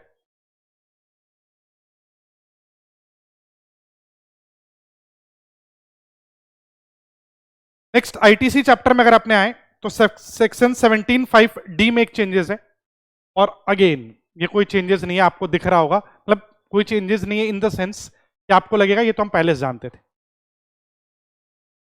2017 से ये बात हर बैच में हम बोलते हैं, आपके बुक के साइड में ये बात लिखा होता होगा। ठीक है, जब आप 17(5)(d) पढ़ते थे ब्लॉक क्रेडिट में, जब आप इमूवेबल प्रॉपर्टी कंस्ट्रक्ट कर रहे हैं ऑन ओन अकाउंट, उसका आईटीसी ब्लॉक था, प्लांट एंड मशीनरी पे मिलता था, बट वहां प्लांट एंड नहीं करके वहां प्लांट और मशीनरी लिखा हुआ था। अब क्वेश्चन उठा था कि और समझना या एंड, और फिर आपको हम बताए थे केस लॉ भी हुआ था, सुप्रीम कोर्ट में मैटर गया था सफारी रिट्रीट्स का। ठीक है, पहले तो हाई कोर्ट का जजमेंट था इलॉजिकल, फिर सुप्रीम कोर्ट में मैटर गया, और फिर गवर्नमेंट इसको रिवाइज किया, और गवर्नमेंट बोला ये जो और है ये और नहीं एंड होगा, और ये आज से नहीं होगा, रेट्रोस्पेक्टिवली होगा। ठीक है, तो जब से जीएसटी आया तब से एंड समझना है, अपने हर बैच में एंड ही समझे इसको। क्लियर है? तो ये कोई खास अमेंडमेंट नहीं है। पढ़िएगा, construction of immovable property on own account. Number 1, for the words plant और machinery, the words plant and machinery shall be substituted and shall be deemed to have been substituted with effect from 1st day of July 2017। बोल रहे ये substitute होगा और अभी से नहीं माना जाएगा, 1 जुलाई 2017 से, दैट इज रेट्रोस्पेक्टिवली। क्लियर है? फिर प्लांट एंड मशीनरी का आप डेफिनेशन पढ़ते थे एक्सप्लेनेशन में, उस एक्सप्लेनेशन को नंबर कर दिया गया एक्सप्लेनेशन 1, और उसके नीचे एक्सप्लेनेशन 2 लाया गया है। नंबर 2 पढ़िए, the explanation shall be numbered as explanation 1 thereof, and after explanation 1 as so numbered the following explanation shall be inserted namely। और अगेन लास्ट 1 साल में अगर आप कोई भी लेक्चर्स किए मेरा, उसमें ऑलरेडी ये बात हम आपके बुक में दे रखे थे, तो ये आप ऑलरेडी पढ़ चुके हैं। ठीक है, अमेंडमेंट अभी नोटिफाई किया गया है। एक एक्सप्लेनेशन 2 में क्या लिखा गया है? यही लिखा गया है कि ये जो अपने बोल रहे हैं ना कि प्लांट और नहीं प्लांट एंड समझना है, तो ये रेट्रोस्पेक्टिव है, और एक्सप्लेनेशन 2 बोल रहा है कि किस ट्रिब्यूनल में, किस जजमेंट में, किस डेक्री में, किस कोर्ट का क्या जजमेंट आया उससे मेरे को मतलब नहीं है। ये हमेशा से ही एंड समझा जाएगा, दैट इज रेट्रोस्पेक्टिव। पढ़िए, for the purpose of clause D it is hereby clarified that notwithstanding anything to the contrary contained in any judgment, decree or order of any court, tribunal or other authority, any reference of plant or machinery shall be construed and shall always be deemed to have construed as a reference to plant and machinery। ठीक है, बोल रहे जहां भी plant और machinery लिखा हुआ था, कौन कोर्ट, कौन ट्रिब्यूनल, कौन ऑथोरिटी क्या बोल रहा है मेरे को मतलब नहीं है, आप हमेशा से ही तो एंड समझिएगा। क्लियर है? इसके अलावा सेक्शन 20 में अगर हम आ जाएं, सेक्शन 20 में आप पढ़ते हैं आईएसडी कैसे डिस्ट्रीब्यूट करता है आईटीसी। ठीक है, और उसमें एक रूल, सपोर्टिंग रूल होता था, रूल 39। तो 39 में 39(1)A इंसर्ट किया गया है, बट 1A में आने से पहले हम 21 यहां पर डाल दिए हैं। यहां कोई अमेंडमेंट नहीं है, as such normal old provision ही है। आइए पहले इसको रीड करते हैं, फिर इसका बात करें। आप सेक्शन 20 में पढ़ते हैं कि आईएसडी कैसे डिस्ट्रीब्यूट करता है आईटीसी। किसको करता है? अपने सेम पैन नंबर वाले पे करता है। तो आईएसडी क्या होता है? Input service distributor. वो इनपुट सर्विस का इनवॉइस लेता अपने नाम पे और फिर वो डिस्ट्रीब्यूट करता है। सेक्शन 20 बोलता है कि जब आईटीसी वो डिस्ट्रीब्यूट करेगा तो चाहे फॉरवर्ड चार्ज वाला आईटीसी हो या आरसीएम वाला हो, दोनों डिस्ट्रीब्यूट करेगा। क्लियर है? पढ़िएगा। एनी ऑफिस, या हेडिंग पहले पढ़ लो, manner of distribution of credit by ISD. बोल रहा any office of the supplier of goods और सर्विस और both which receives a tax invoice towards the receipt of input service, including invoices in respect of services liable to tax under 9394 of this act or under section 5354 of IGST Act। तो बोल रहा है चाहे normal ITC हो या RCM वाला ITC हो, उससे मतलब आईटीसी होता है, चाहे इस आईटीसी पे फॉरवर्ड चार्ज लगाओ या आरसीएम लगाओ, इन एनी केस दोनों का आईटीसी वो बांटेगा। इसको बांटता है तो फॉर और on behalf of distinct person referred in section 25। अब डीम्ड डिस्टिंक्ट पर्सन बोलते हैं 25(4), 25(5) में।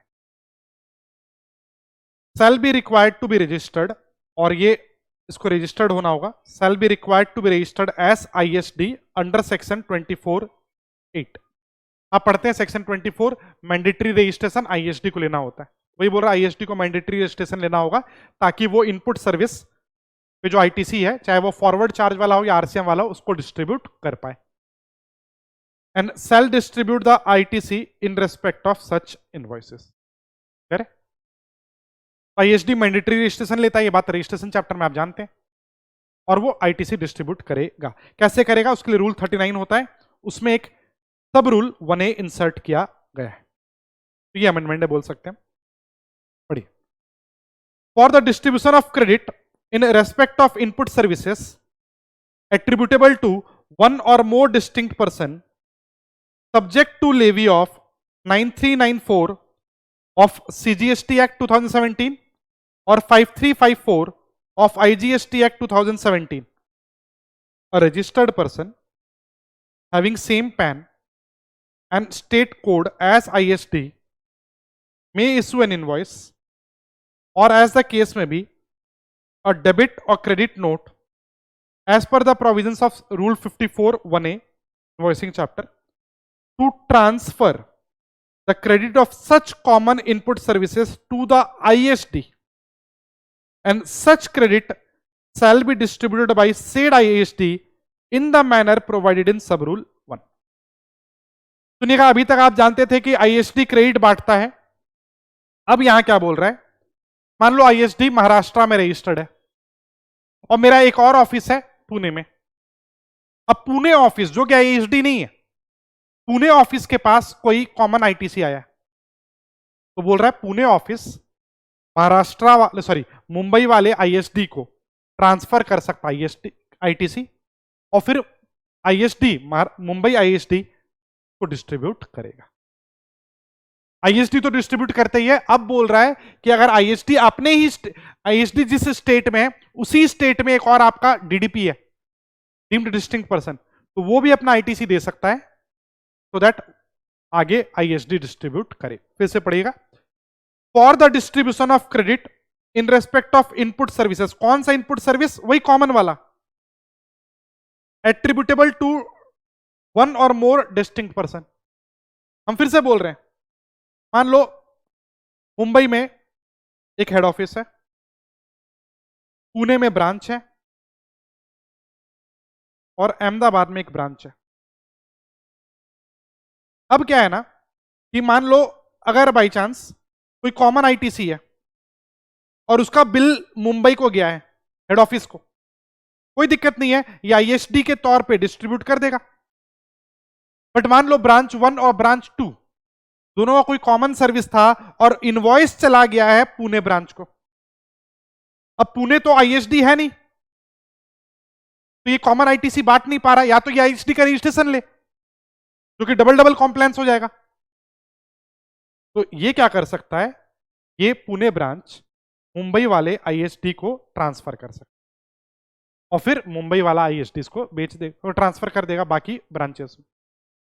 पढ़िए क्या बोल रहा है, for the distribution of credit in respect of input services attributable to one or more distinct person subject to levy of section 9394, ठीक है, आरसीएम, और under section 5354 of IGST Act, again RCM, a registered person having same PAN and state code as an ISD may issue an invoice, or as the case may be, debit credit note as per the provisions of Rule 54(1)(a) to transfer the credit of such common input services to the ISD, and such credit shall be distributed by the said ISD in the manner as provided in sub rule 1। तो जैसे ISD अपना credit बांटता था, वैसे ये Pune branch के through भी आएगा ना, तो भी बांट देगा। क्लियर है?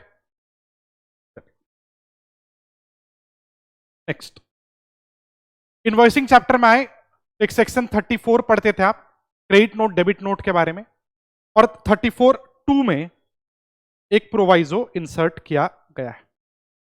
तो क्रेडिट नोट को लेकर एक प्रोवाइजो दिया गया है। आइए पढ़ते हैं क्या बोल रहा है, पढ़िएगा, प्रोवाइजो एडेड टू सेक्शन 34(2) बोल रहा है, provided that no reduction in output tax liability of the supplier shall be permitted if 1 and 2। तो ना, अगर हम सप्लायर हैं और हम आपको क्या करते हैं, क्रेडिट नोट देते हैं, कमर्शियल क्रेडिट नोट नहीं, जीएसटी क्रेडिट नोट, तो मेरा आईटीसी, मेरा लायबिलिटी रिड्यूस होता है। बट ये अब बोल रहा है कि provided that no reduction in output tax liability of the supplier shall be permitted if 1 and 2। Number 1 बोल रहा है, आप अपना क्रेडिट नोट इश्यू करके आप अपना लायबिलिटी रिड्यूस नहीं कर सकते दो केस में। Number 1, if the ITC as is attributable to such a credit note, if availed, has not been reversed by the recipient, where the recipient is a registered person। बोल रहा आप credit note दे रहे हैं और मान लो सामने वाला रजिस्टर्ड है, मतलब B2B ट्रांजेक्शन है। बोल रहा B2B ट्रांजेक्शन है, आप भी रजिस्टर्ड है, सामने वाले भी रजिस्टर्ड है, आप क्रेडिट नोट दे रहे हैं, तो हम लोग क्या करते थे, आपका लायबिलिटी रिड्यूस कर देते थे। बट बोल रहा हम तब तक रिड्यूस नहीं करेंगे जब तक सामने वाला प्रोपोर्शनेट आईटीसी रिड्यूस ना करे। क्लियर है? ताकि गवर्नमेंट का लॉस ना हो, ये ना हो कि गवर्नमेंट आपका लायबिलिटी रिड्यूस कर दिया और सामने वाला आईटीसी ले रखा है, तो लॉस ना हो, इसके लिए गवर्नमेंट बोल रहा है कि हम तब तक B2B ट्रांजेक्शन में आपका आईटीसी लायबिलिटी रिड्यूस नहीं करेंगे क्रेडिट नोट पे जब तक सामने वाला रिवर्स ना करे। और नंबर 2,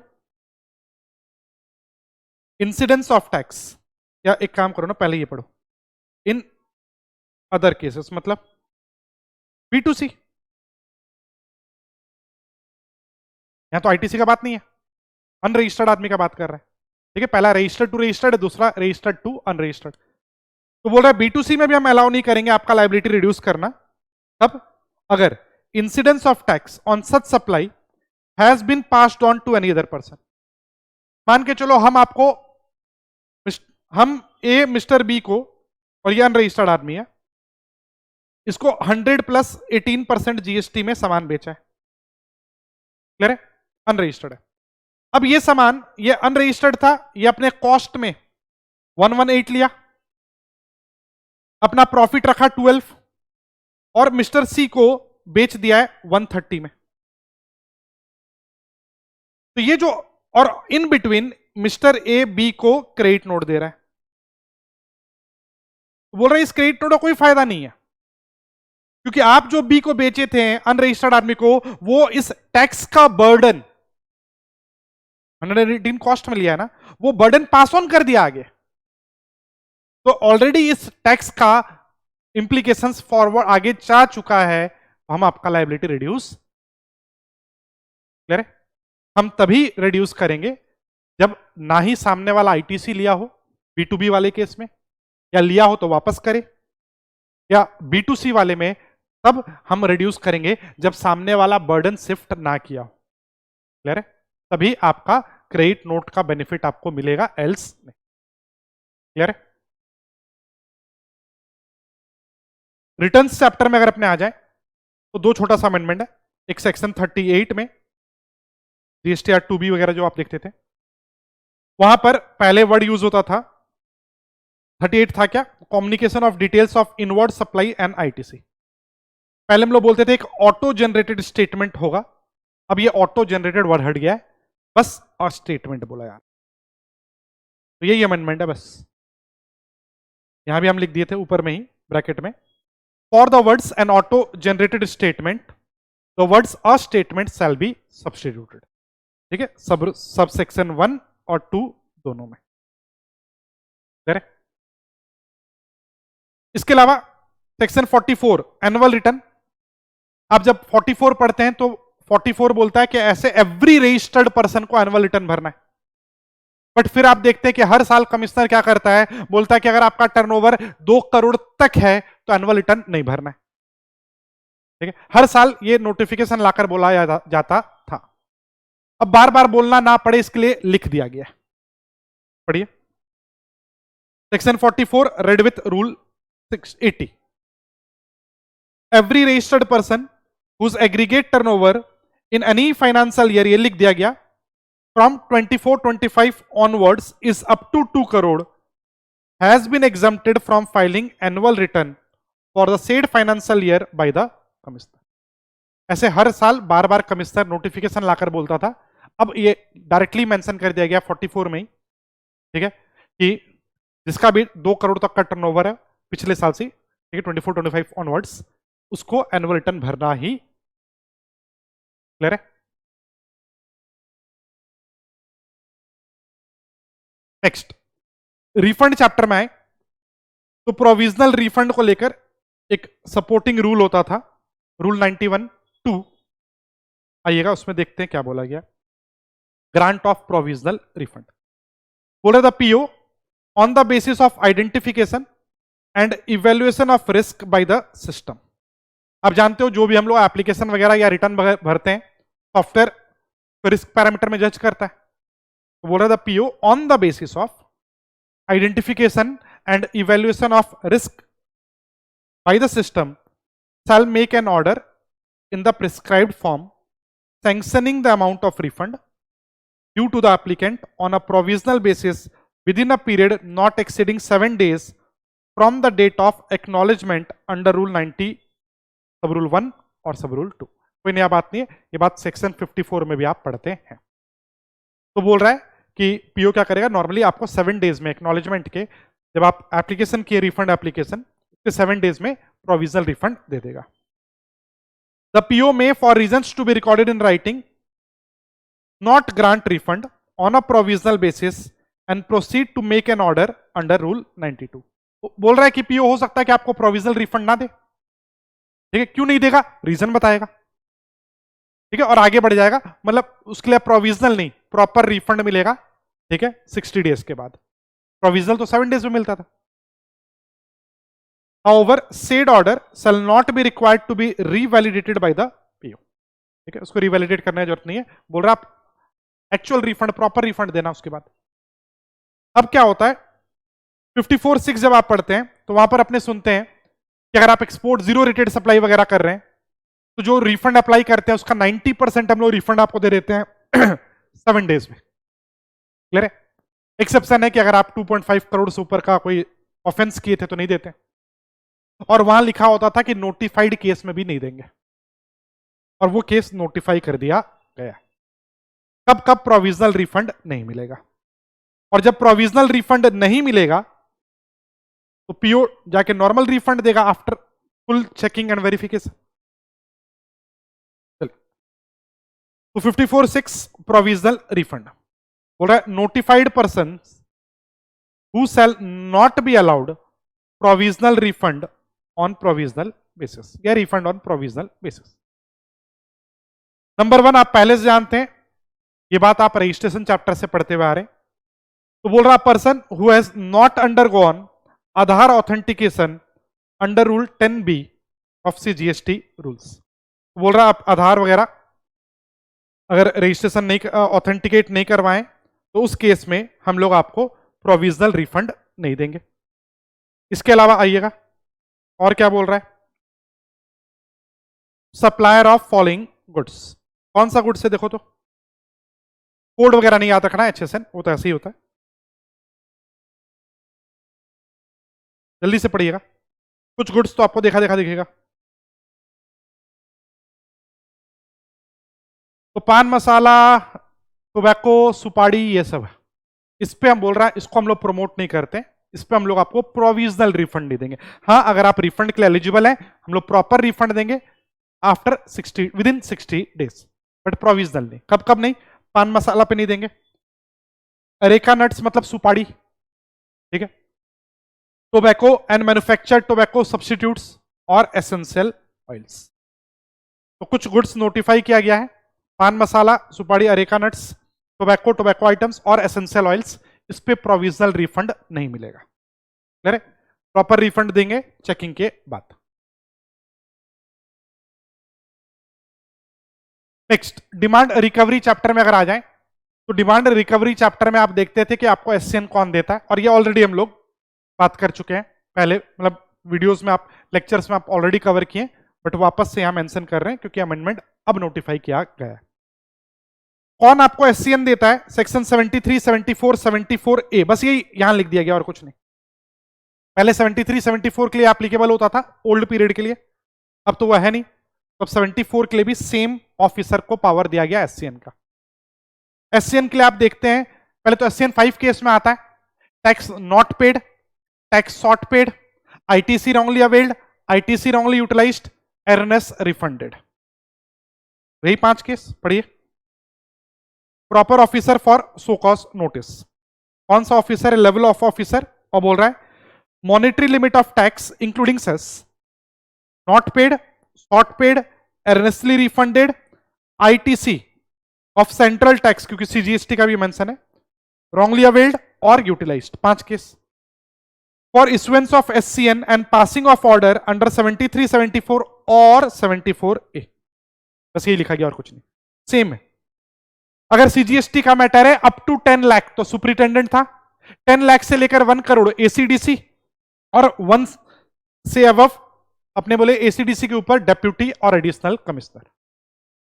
अगर IGST का हो तो डबल था, CGST IGST दोनों हो तो भी डबल ही था। क्लियर? तो सेम जो आप पहले पढ़ते थे वही है, यही SCN का या नो ऑर्डर देने का पावर 74A में भी इन्हीं ऑफिसर्स को दिया गया है। क्लियर है? ऑफेंसेस एंड पेनल्टीज चैप्टर में भी सेक्शन 122 में पेनल्टी लगाते हैं अपने और SCN वगैरह देते हैं, सेम वही ऑफिसर्स को यहां भी नोटिफाई किया गया, वही मॉनिटरी लिमिट है। पढ़िएगा, monetary limit prescribed for issuance of SCN and passing of order under 122, ऊपर था सेक्शन 74A के लिए, या 122 के लिए सेम है। CGST का मैटर है अप टू 10 लाख का मैटर है तो सुपरिटेंडेंट, 10 लाख से 1 करोड़ ACDC, 1 करोड़ के ऊपर जॉइंट या एडिशनल कमिश्नर। IGST के लिए तो डबल हो जाएगा 20 लाख, 20 लाख से 2 करोड़, 2 करोड़ के अबव, और CGST IGST हो तो भी डबल, सेम जो ऊपर था यहां भी वही। क्लियर है?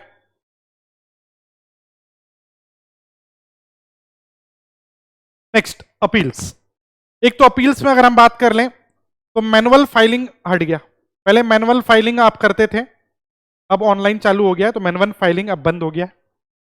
अपील का फॉर्म नंबर चेंज हुआ, वो आपके काम का नहीं होता। हाँ, एक रूल इंसर्ट हुआ है, रूल 110A। रूल 110A बोलता है कि सिंगल मेंबर बेंच के बारे में। आप जानते हो कि अगर 50 लाख तक का मैटर हो तो ट्रिब्यूनल का जो प्रेसिडेंट है या वाइस प्रेसिडेंट अगर ऑथराइज्ड है तो वो मैटर को किसी सिंगल मेंबर बेंच को दे सकता है, प्रोवाइडेड क्वेश्चन ऑफ लॉ का केस ना। क्लियर? अब सिंगल मेंबर बेंच के पास अगर अपील जाएगा तो क्या प्रोसेस फॉलो किया जाएगा, वो एक इस रूल में लाया गया है, रूल 110। पढ़िएगा। द प्रेसिडेंट और authorized vice president may on their own or an application transfer an appeal to a single member bench if no question of law is involved। कोई नया बात नहीं, ये बात आप पहले से पढ़ते आ रहे हैं। If the single member bench later believes the appeals involves a question of law, बोल रहा है ऐसे तो प्रेसिडेंट को लगता है क्वेश्चन ऑफ लॉ नहीं है तो मैटर सिंगल मेंबर बेंच को दे सकता है, बट अगर सिंगल मेंबर बेंच को बाद में लगता है नहीं यार क्वेश्चन ऑफ लॉ तो है, तो वो प्रेसिडेंट को वापस मैटर फॉरवर्ड करेगा अपना रीजंस लिखकर कि क्यों उसको लग रहा है कि आप क्वेश्चन ऑफ लॉ इन्वॉल्वड है। पढ़िएगा। If the single member bench later believes the appeals involves a question of law, it must record reasons in writing and return the appeal to the president और vice president for reconsideration. Next, while scrutinizing or reconsidering an appeal, if the same issue for the same taxpayer has been already decided by a two-member bench, ठीक है, technical member, judicial member आप जानते हैं, then new appeal must also be heard by two-member bench। बोल रहा है अगर by chance ये जो अपील में मैटर आया है रिकंसिडरेशन के लिए ट्रिब्यूनल के पास, अगर पहले टू मेंबर बेंच सुना था तो अब सिंगल मेंबर को नहीं दे सकते। ऑब्वियसली आप हायर अथॉरिटी के पास जाते हैं अपील के लिए हमेशा, तो अगर पहले कोई टू मेंबर बेंच सुन रखा है मैटर तो रिकंसिडरेशन के लिए मैटर आया है तो अगेन टू मेंबर बेंच ही सुनेगा। लास्टली तो 50 लाख का लिमिट जो अपने अभी बोल कर आए कि 50 लाख तक का मैटर हो और क्वेश्चन ऑफ लॉ ना हो तो आप सिंगल मेंबर बेंच के पास जा सकते हैं, मतलब ट्रिब्यूनल फॉरवर्ड कर सकता है सिंगल मेंबर बेंच को। तो बोल रहा है the limit of 50 lakh is calculated by adding total tax और ITC involved or fine, fee, penalty across all issues and all tax period in the appealed order। पूरा जो भी ऑर्डर है, अगर एक ऑर्डर में मल्टीपल पीरियड का केस है, मल्टीपल आईटीसी का केस है, एक ऑर्डर है, उस ऑर्डर का हम पूरा मिलाकर 50 लाख देखते हैं। क्लियर है?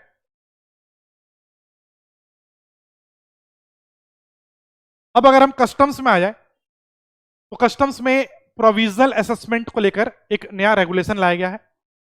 पहले आप पढ़ते थे कस्टम्स रेगुलेशन या customs finalisation of provisional assessment regulation 2018। अब वो रेगुलेशन रिप्लेस हो गया है और एक नया रेगुलेशन ला दिया गया है 2025। पढ़िएगा। Customs finalisation of provisional assessment regulation 2025, bracket में लिखा हुआ replaced customs finalisation of provisional assessment regulation 2018। पहले आप 2018 पढ़ते थे, अब 2025 का रेगुलेशन है। क्या रेगुलेशन है आइए पढ़ते हैं। पहला प्रोविजनल असेसमेंट आप पढ़ते हैं सेक्शन 18 में, वेट करो पहले एक बार रिवाइज कर लेते हैं।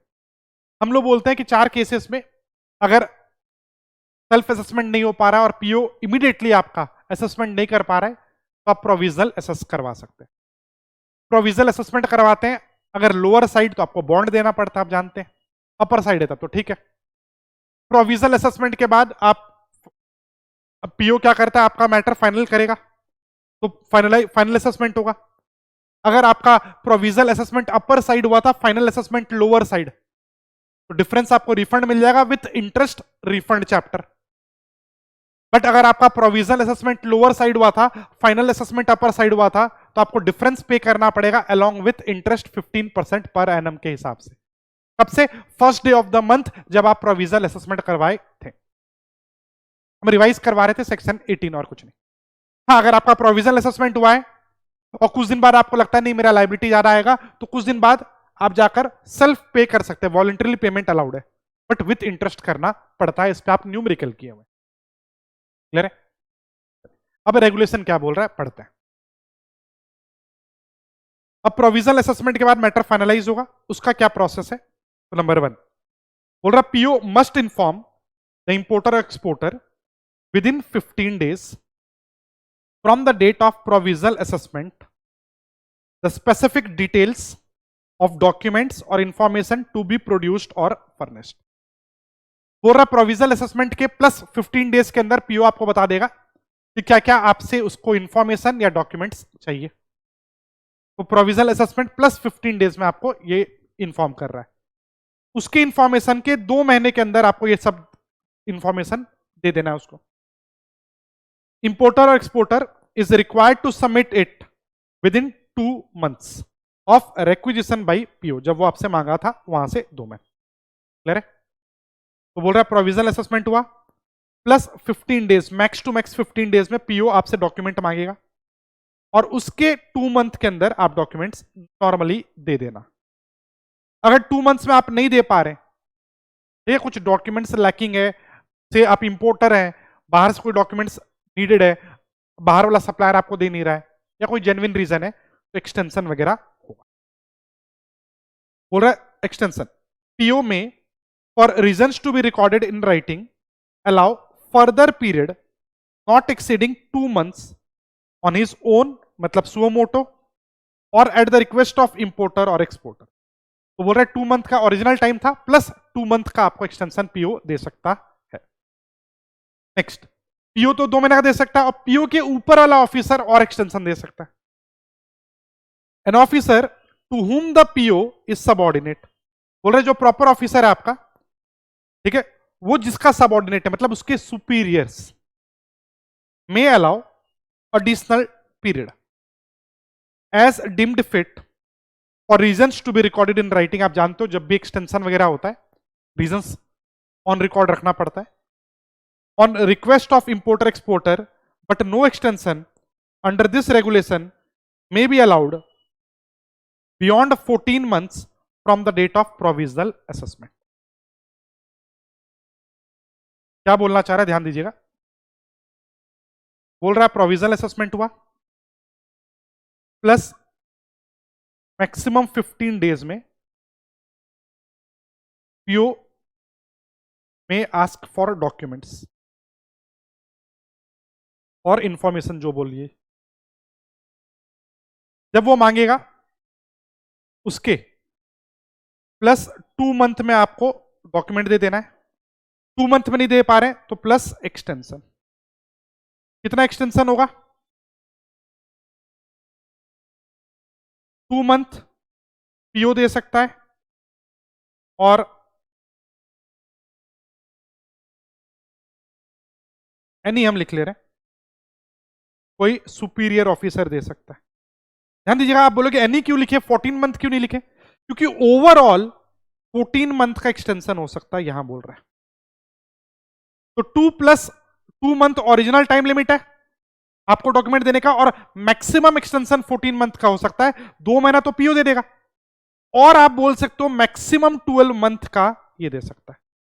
इसको लिखा नहीं है, इसको ओवरऑल लिमिट लिखा है 14, तो 2 month तो नॉर्मल ऑफिसर दे दिया, और मैक्सिमम 12 month दे सकता है उसका सुपीरियर। ठीक है,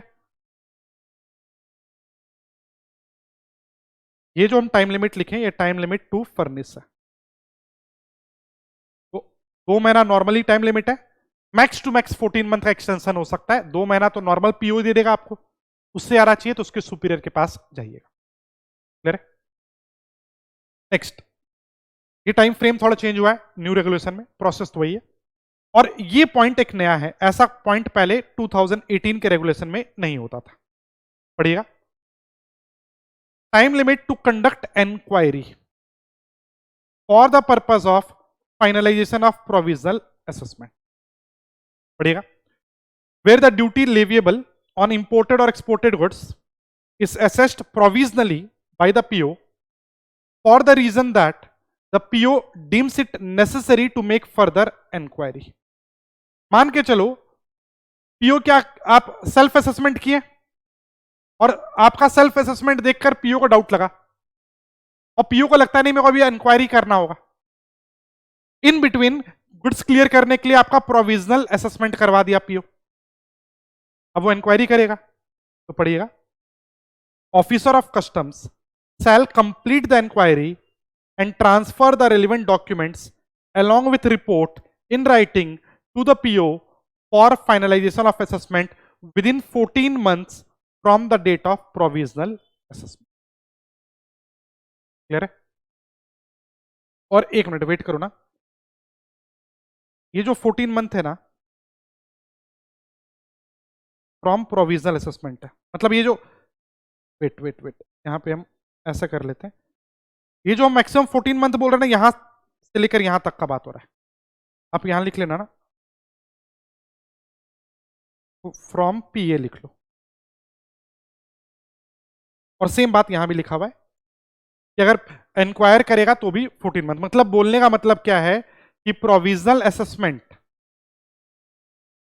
प्लस 14 मंथ के अंदर जो भी डॉक्यूमेंट्स मांगना है ऑफिसर को, डॉक्यूमेंट्स आपसे कलेक्ट कर लेगा। जो भी इंक्वायरी कंडक्ट करना है डॉक्यूमेंट्स कलेक्ट कर लेगा वो आपसे और इंक्वायरी कंडक्ट कर लेगा। ठीक है, चलिए इसके बाद अब फाइनलाइज होगा। पढ़िएगा, ऐसे तो आप जानते हो फाइनलाइज का ओवरऑल लिमिट होता है 2 साल प्लस 1 साल एक्सटेंशन, कमिश्नर सेक्शन 18 बोलता है। सेम बात यहां भी लिखा हुआ आ रहे उस पर। तो ये ओवरऑल लिमिट है, मतलब एक तरह से डिपार्टमेंट को डायरेक्शन दिया गया है न्यू रेगुलेशन में कि 14 मंथ के अंदर जो करना है सबको कंप्लीट कर लो अपना काम। आगे बोल रहा है टाइम लिमिट फॉर फाइनलाइजेशन, अब फाइनलाइजेशन होगा फॉर ऑफ प्रोविजनल असेसमेंट। बोल रहा है PO should finalise within 3 month from the date of receipt of documents और कंप्लीशन ऑफ इंक्वायरी। बोल रहा है डॉक्यूमेंट्स वाला केस हो या इंक्वायरी खुद कंडक्ट किए थे, जो भी हो, डॉक्यूमेंट्स जब आ गया या इंक्वायरी कंप्लीट हो गया, 3 महीने के अंदर आपको फाइनलाइज करना है। एंड आगे बोल रहा है an officer to whom PO is subordinate may allow additional time of 2 month at a time. ठीक है, ध्यान दीजिएगा 2 मंथ सिर्फ नहीं बोल रहा, एट अ टाइम बोल रहा है। However, the assessment shall be finalized within 2 years from the date of provisional assessment.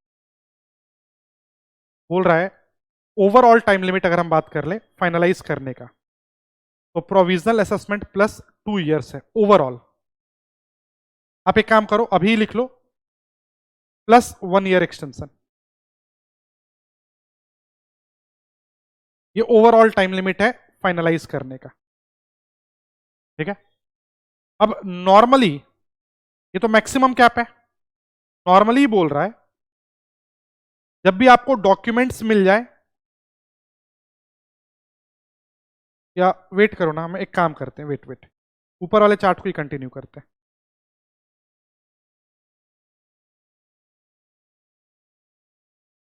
जब ऊपर अपने बनाई रहे समरी तो लेफ्ट हैंड साइड में ही कंप्लीट हो जाएगा, वेट करो। तो नॉर्मली बोल रहा है यहां से 3 मंथ के अंदर में कंप्लीट करेगा वो, प्लस एक्सटेंशन जो कि PO खुद देगा, या sorry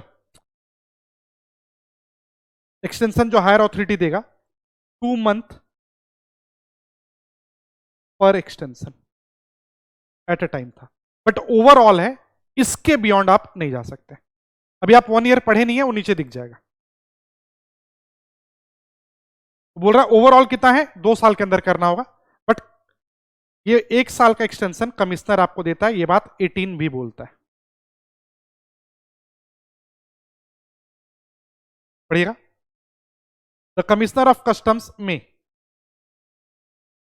on sufficient cause being shown and reasons to be recorded in writing extend the period of 2 years for finalization of provisional assessment by an additional time of 1 year in terms of first proviso to section 18(1)(b). ठीक है, already ये बात 18 में होता है।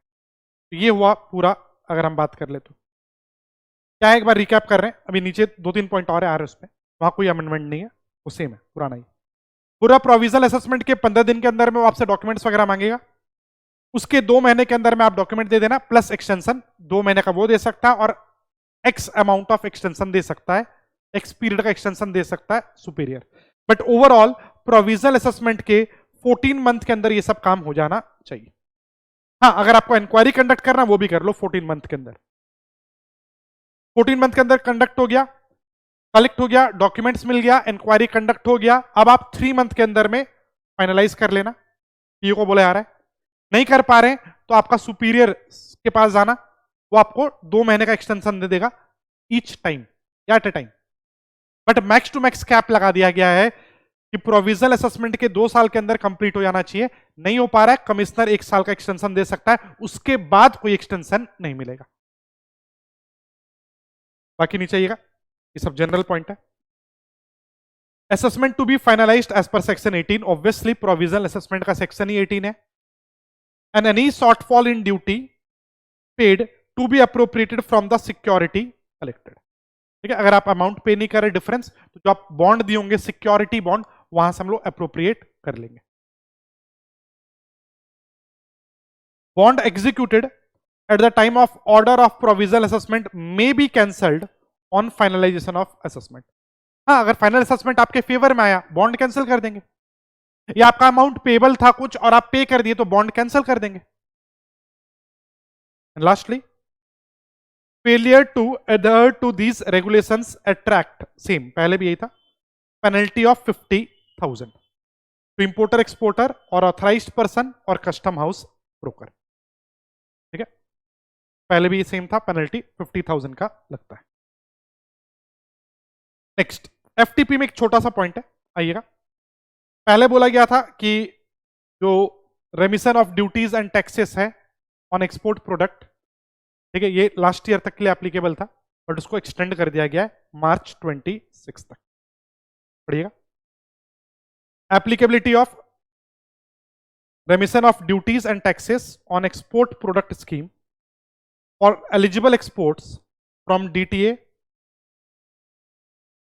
और by AA scheme holders advance authorisation और EOU units, export oriented units और SCAD units extended up to 31 March. तो अगर आप मान के चलो DTA से AA scheme holders, EOU SCAD वाले लोग DTA से सप्लाई कर रहे हैं इस स्कीम के अंदर में, तो भी इसको हम एलिजिबल एक्सपोर्ट मानते हैं। ठीक है, पहले बोला गया था एक्सपायर हो जाएगा लास्ट ईयर ही 25 में आके, बट इसको एक्सटेंड कर दिया गया है, ये 31 मार्च तक ये स्कीम चलता रहेगा। क्लियर है? तो ये था आपका अमेंडमेंट्स। ठीक है, एज सच बहुत ज्यादा अमेंडमेंट नहीं है, नॉर्मल अमेंडमेंट्स ही है। कस्टम्स में एक है प्रोविजनल ड्यूटी असेसमेंट हो रहा है उसका फाइनलाइजेशन, एफटीपी में एक छोटा सा पॉइंट है, डेट एक्सटेंड हुआ है बस, और जीएसटी में जनरल अमेंडमेंट्स